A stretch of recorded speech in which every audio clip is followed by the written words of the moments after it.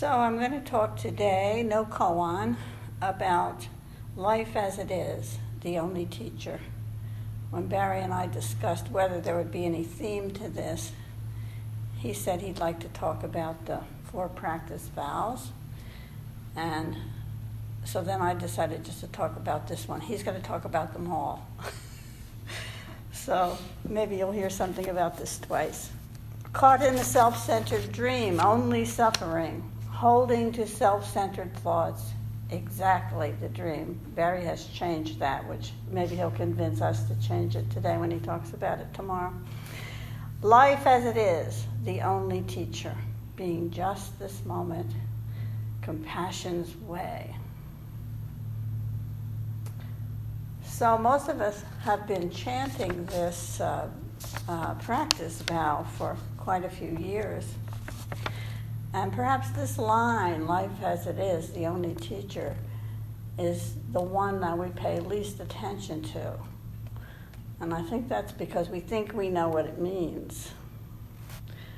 But it seems to me that there are some questions that we fail to ask about it. Chief, what is life as it is? And why is it the only teacher? And if it's the only teacher, what are Barry and I doing up here? We use this phrase, life as it is, quite a lot in this particular ordinary mind lineage. And clearly, it's trying to point to some kind of reality. Perhaps it's a reality that's quite obvious, and perhaps it's a reality that's deeper, that we don't always see. Is there more than one reality? There certainly are more than one thing that we call reality, and more than one thing that we might think of as life as it is. So is the everyday world that we walk through every day and perceive quite clearly, we think, is this reality? In a way, it is. You know, the physical world, the world we perceive with the senses, is one kind of reality. And we ignore it at our peril. You know, sometimes Zen students get so into all is one and everything is empty that you wonder if they're going to cross the street without getting hit by a car. So as much as we might want to transcend this everyday reality, we cannot overcome it. It's a kind of irreducible substance thing. You know, I think I realize this most often when, on occasion, I lock myself out of my house. I'm trying desperately all these different things to get this very solid door in front of me to open. And at last, I have to just realize that I'm not getting in without the key. So it's interesting that a lot of science fiction and futuristic writing does portray these, what we think of as hard realities, as being overcome. They're transcended in some way. You know, there's time travel. There are creatures with super intelligence that read minds and so on. But this, of course, is fantasy. It's not what real life is like. A lot of kind of hokey spirituality also promises that we can eliminate the simple, hard parameters of our everyday reality. that we can overcome space and time. But this too is fantasy. So these physical limits of the everyday world are one kind of life as it is.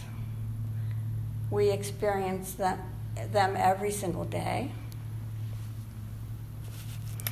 And most of the time we don't even think of them as limits. We just accept them as they are. We don't find this aspect of life problematic.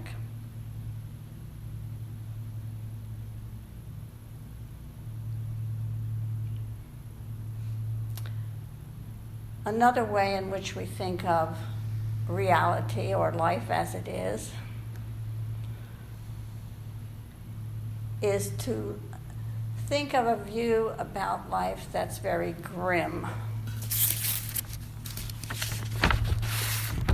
We give it a vision that's hard and hopeless and that contains all the suffering that Buddhism is always talking about.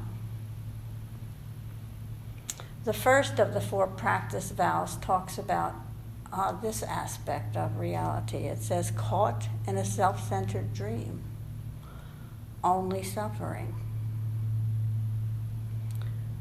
This dark definition of reality is partly what we mean when we use the phrase life as it is.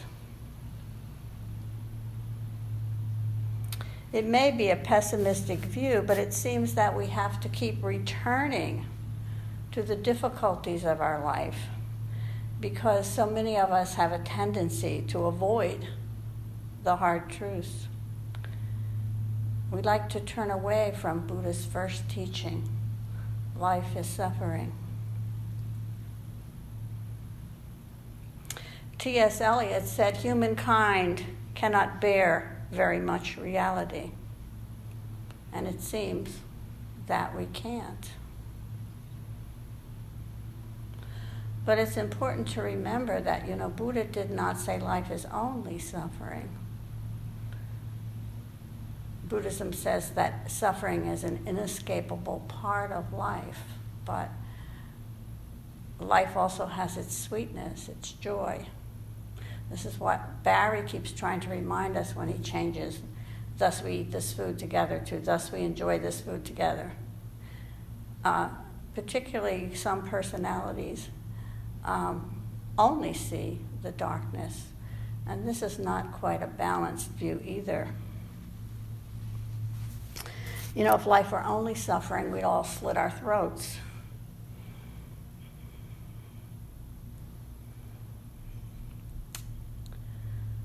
Yet all of us spend great amounts of time and energy trying to escape from this suffering.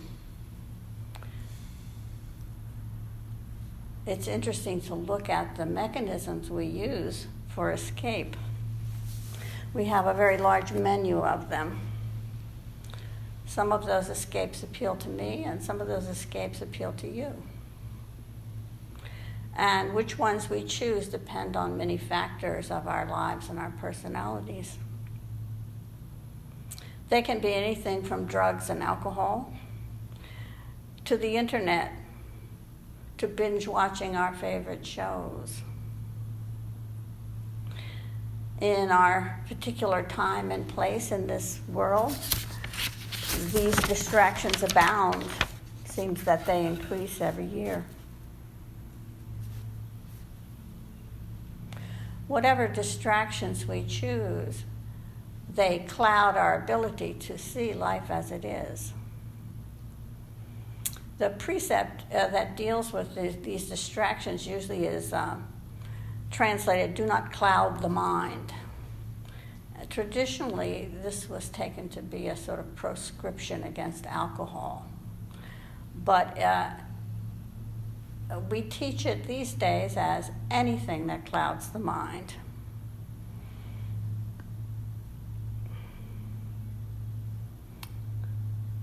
When we cloud our minds, we do not see life as it is. When we're not seeing clearly, for whatever reason, for whatever distraction, then we're prone to engage in behavior that's harmful to ourselves or harmful to others or both. So much about how we use these distractions is pretty obvious. What's not so obvious to us a lot of times is when we use them. We mostly don't see, we're not aware that we're using them to avoid life as it is. That's why our preferred distractions are so effective. They completely turn our minds and hearts away from life as it is, from a reality that we do not wish to see. They allow us to think that we're just having a well-earned drink. We're just binge-watching to relax. We're just eating because we're hungry. And sometimes these may be the reasons why we're engaging in these behaviors. But one of the reasons we practice is so that we can pay more attention to the times when our use of distractions are more complicated than that, when we're using them to turn away from something that we need to see. Meditation itself can be used as a distraction. If every time you feel bad, you go and sit and you engage in a kind of sitting that's very rigid, then you can use that to escape seeing life as it is. So at times, Zazen can be just as effective as alcohol. And it has the added disadvantage that we end up feeling righteous and spiritual, which most of us don't feel after a drink.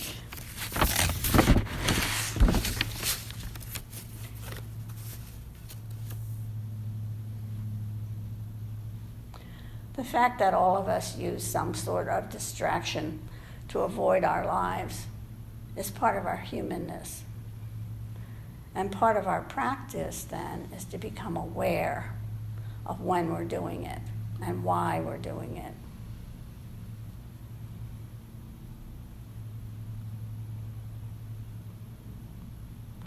We don't see life as it is partly because we cloud our minds. But the more important point is this. We cloud our minds because we really don't want to see life as it is.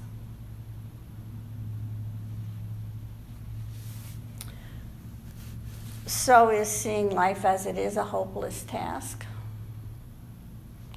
Yes, in some ways it is, because we will never see everything at all times clearly.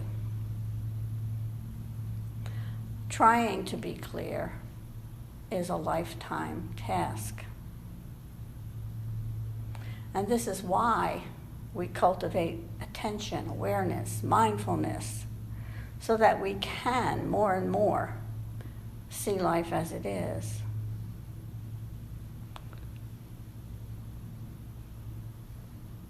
The attention that we cultivate in the Zendo is to help us see our life. We don't cultivate attention, mindfulness, etc., because we need to be in some hyper-vigilant state, and this is like the Buddhist state of mind. It's to direct us to our lives.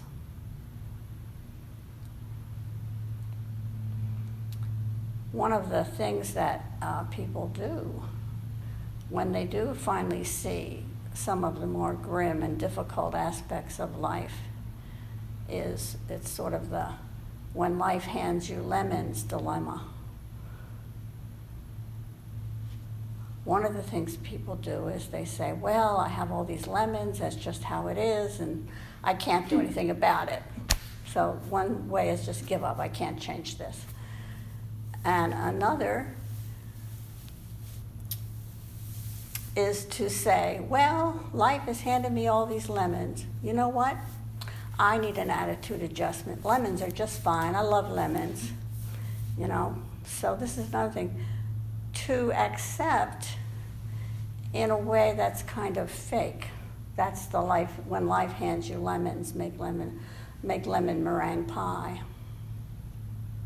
This is what Joko is talking about in the thing that we read this morning when she says that you're okay with it even though I hate it. Emotions are free. You're allowed to hate the lemons. You're allowed to hate whatever's in your life that's difficult. You don't have to love it, but you do have to deal with the nitty-gritty of it in the moment that you're in it.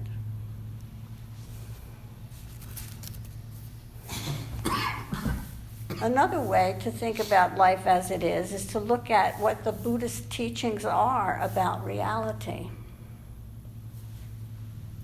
We also chanted here the Bodhisattvas Vow. It starts out, when I, a student of the way, look at the real form of the universe. Real form of the universe, life as it is. All is the never-failing manifestation of the mysterious truth of the awakened life. In any event, in any moment, and in any place, none can be other than the marvelous revelation of its glorious light. So what is the real form of the universe, according to Buddhism? At its deepest level, we could also call it life as it is. So this sutra tells us that this reality is a manifestation of truth. To be manifest is to make something that's not visible, not obvious, visible, to bring it into the light, to show it. So our lives are a manifestation of truth. How could they be anything else? In the next line, the Bodhisattvas Vow says that truth is the real form, and that in any event, in any moment, and in any place, what it's saying here is everything, everywhere, at all times, shines with the truth of the universe. In fact, it tells us nothing can be other than the truth of the universe. So what is the deep truth that Buddhism teaches about real form? Well, we all know them. Everything changes. Everything is impermanent. Nothing can exist alone without the influences of everything else. In Buddhist terms, we would say everything is codependently arising. Buddhism says all things are interconnected. Another way to say this is they're all one. So this is how the basic Buddhist teachings see the reality of the universe. This is how they see life as it is.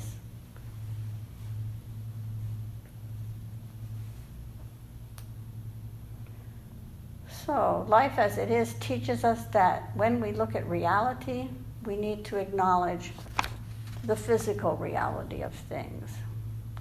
We need to see more deeply into reality that is more than physical reality. Perhaps we could also say it's less than physical reality because things are empty.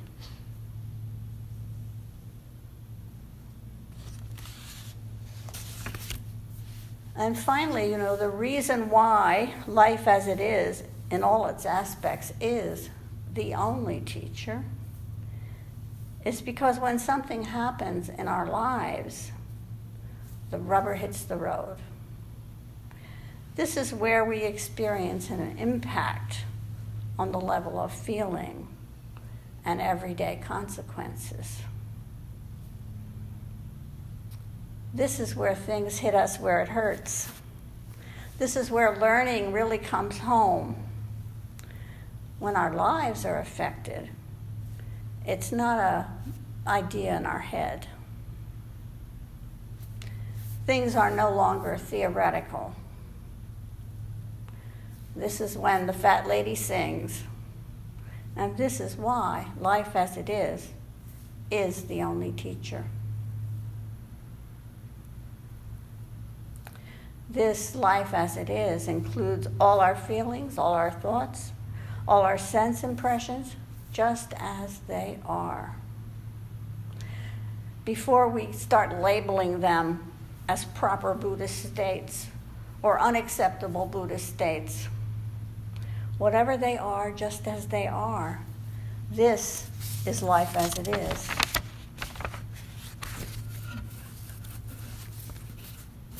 So why is it important to see life as it is? For our own mental health and for the sake of others. When we don't see life as it is, we impact ourselves and others in negative ways.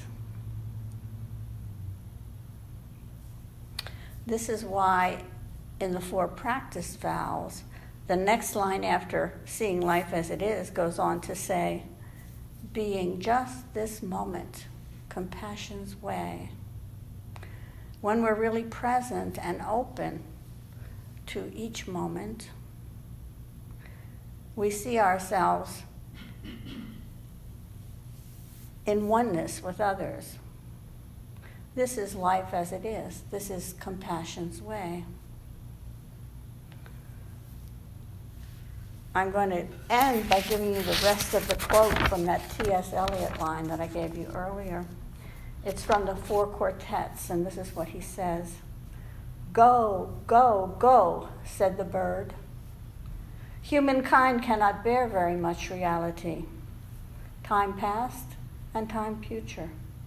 What might have been and what has been point to one end, which is always present. So Eliot sums up a lot of our teachings here. He knows, as we all do, that the past is gone, the future hasn't happened yet, and that life as it is always takes place in this very moment. If we see the moment, we see our lives as they are, and we will be taught by our lives. Life as it is, the only teacher.